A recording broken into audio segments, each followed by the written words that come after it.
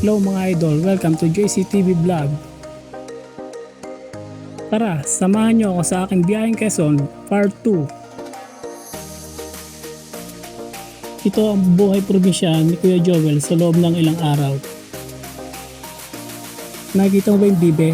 Yan yung kakatayin ko mamaya kaya umalis siya, nakahalata.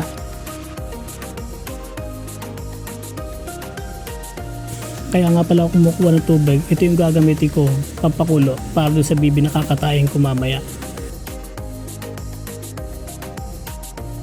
Ito nga pala yung source ng tubig na pang araw-araw nilang ginagamit dito sa Quezon.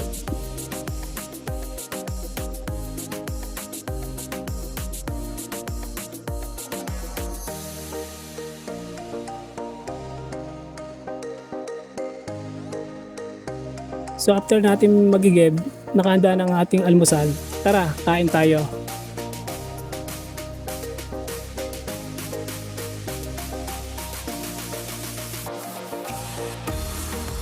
At syempre, i-experience natin mamalengke. Bibili tayo ng pang-ricado at yung sikat na sikat nilang pansit habhab.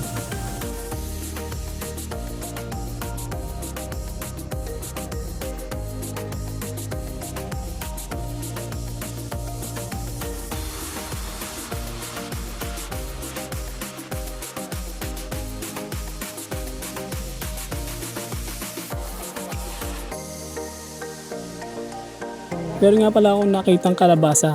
Kakaiba ang hugis nito. Yung parang sabihin ko, ano bang tawag doon?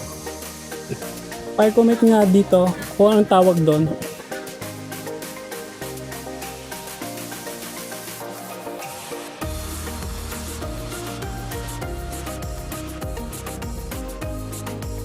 Pagkagaling nga pala namin sa palengke, nagpahinga muna ako sa kubo sa tabing dagat.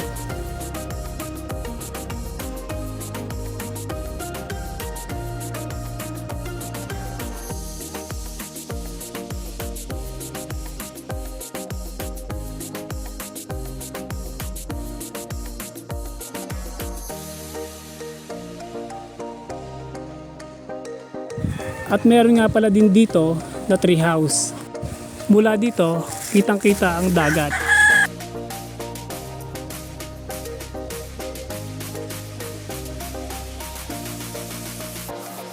Two hours later.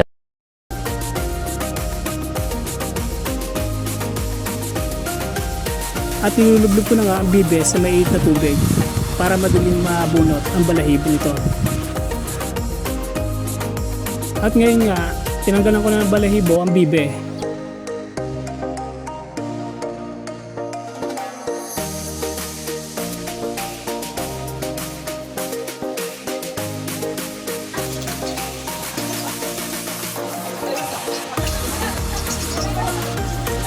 Ayan, malapit na siya matapos.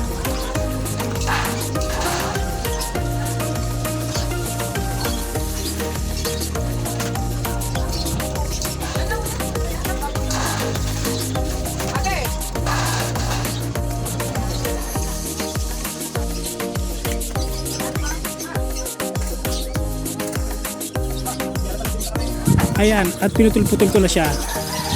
Pinipiraso-piraso para sa pagluluto. Ayos. Pagkatapos ko nga pala ito hiwa-hiwain at pira-pirasuhin, ang gusto kong luto dito ay adobo sa gata na may sili. Siguradong napakasarap naman. Hindi ko na pala na-videohan kung paano ito lutuin. Pero tiyak, napakasarap ng luto nito. Yummy! Paano mga idol? Kita-kits na lang tayo sa part 3.